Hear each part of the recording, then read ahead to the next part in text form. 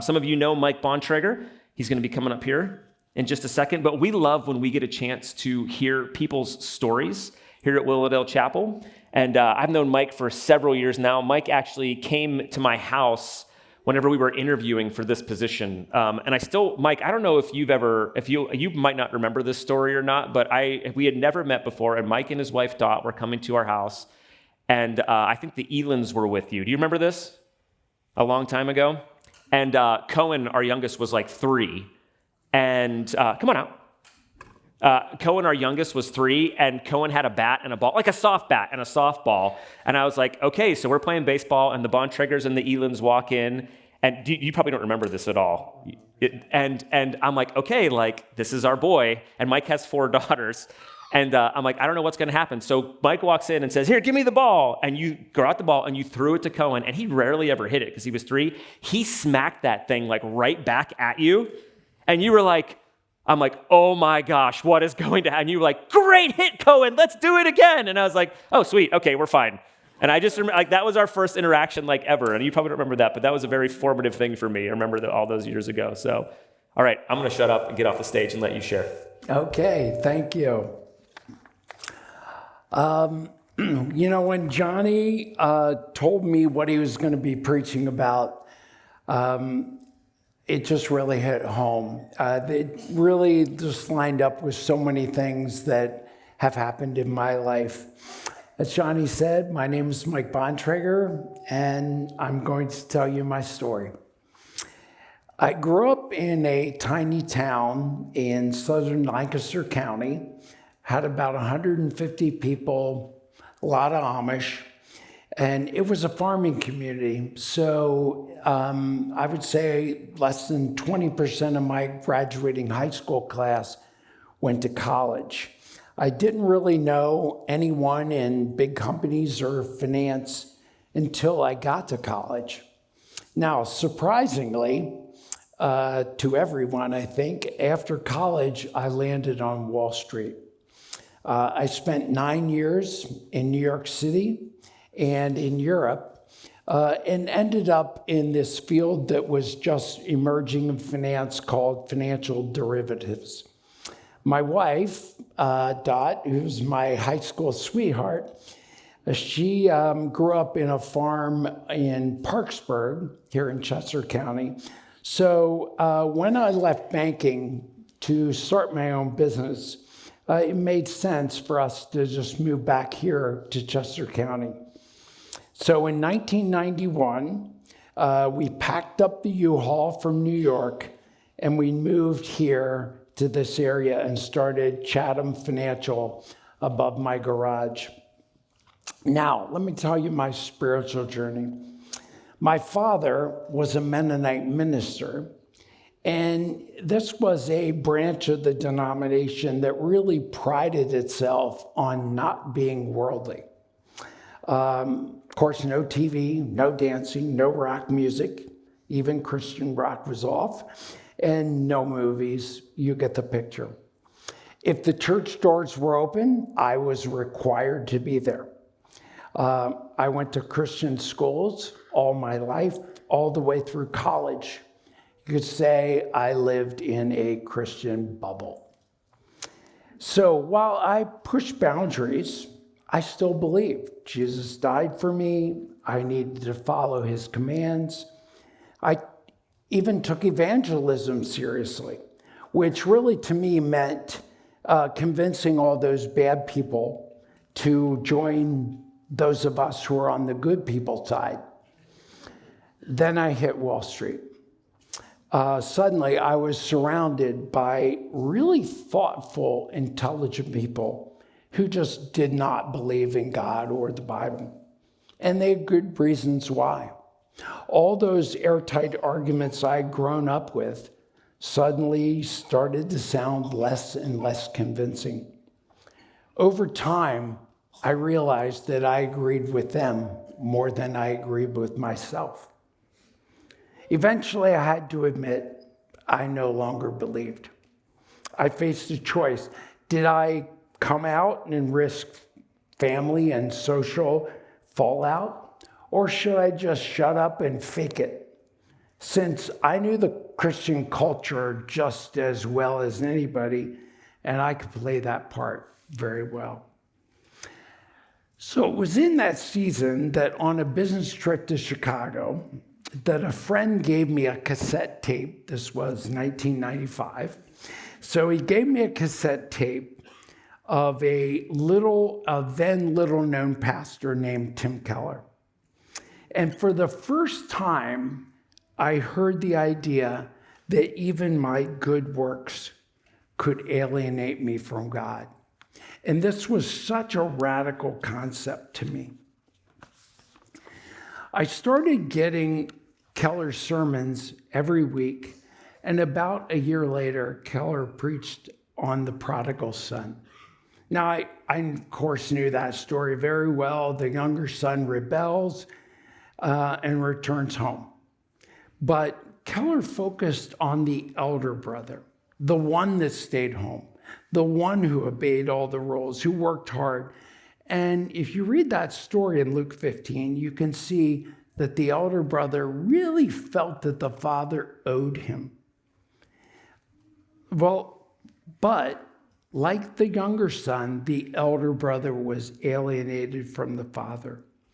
Keller called this elder brother lostness. And in that moment, I really realized that was me. I wasn't really running from God. I was just trying to earn his favor. And God broke through in my life.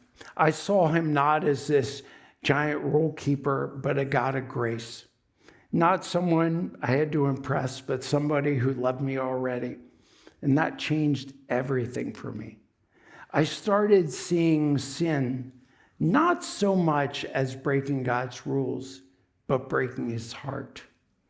I started reading the Bible, and it was like a whole new book for me because I was reading it through the lenses of grace, and it really started making sense to me.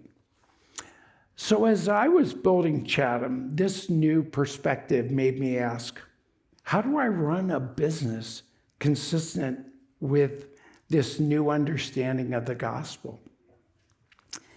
I sought advice from Christian business people, and I heard kind of two different things. One was use your company to promote your Christian faith. Put a Bible on your desk. Pray before a meeting. The other advice that I heard was from somebody on Wall Street who said, Mike, if God's given you the ability to make money, just make a lot of it and make sure you give it to Christian causes. While both have some merit, I just really did not feel they were complete. Then I met a gentleman named Don Flo. When Don took over his dad's car dealership in North Carolina in the 70s, this was, of course, long before the internet, when information was readily available. Don asked the question as he took it over. He said, who pays what for cars? His research revealed that white males paid the least and minority females paid the most. And he said, oh, well, it was not that his salespeople came to work every day saying, how do I exploit minority females? No, it was the system that wasn't working. And out of his Christian faith, he said, this is wrong, and I'm going to change this. He went to a one-price model. This is long before CarMax. He went to a one-price model and said, we're going to earn the trust of our clients. He changed it. At first, his sales plummeted, and he thought, oh my gosh, I've destroyed my dad's business. But over time, when people began to trust him, his business grew. And today, he runs the largest auto dealership in North Carolina and Southern Virginia. And Don gave me a vision that business can redeem broken spaces. It can be about trust and justice, not just profit. And at Chatham, we embrace that. You know, it's not controversial to say that there is a huge trust gap between Wall Street and Main Street. And since at Chatham, we've had a front row seat to the financial crisis and much of the malfeasance that has happened that resulted in huge fines to the banks. I'd say a lot of that mistrust is misplaced. But we said at Chatham, we're going to trust maximize rather than profit maximize. We're going to look at every situation and say, how do we build trust with our clients, with our vendors, with our employees? And that costs us money. If we made mistakes, we owned it. We went back and paid. If we passed up opportunities where we could have made a lot of money, but it would have undermined trust.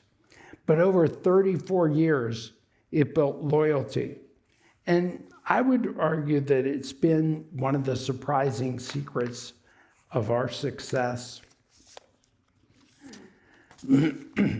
About 5 years ago, I retired from Chatham and launched a nonprofit called Square Roots Collective.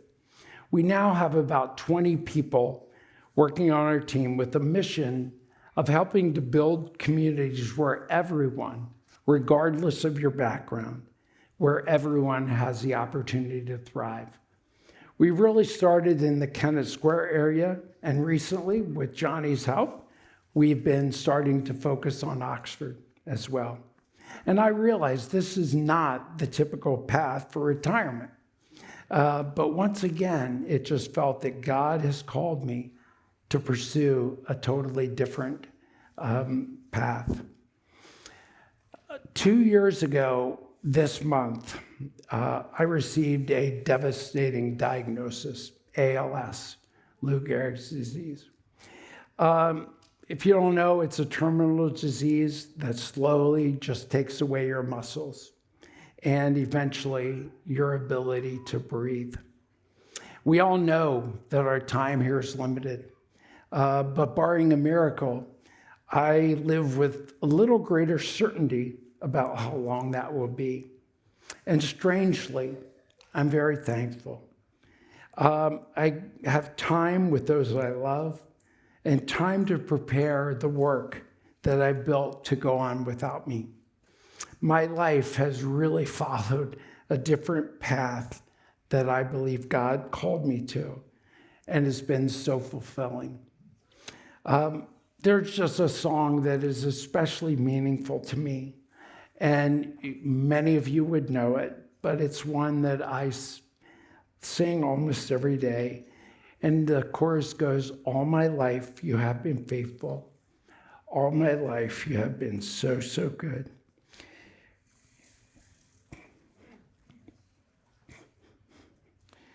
With every breath that I am able,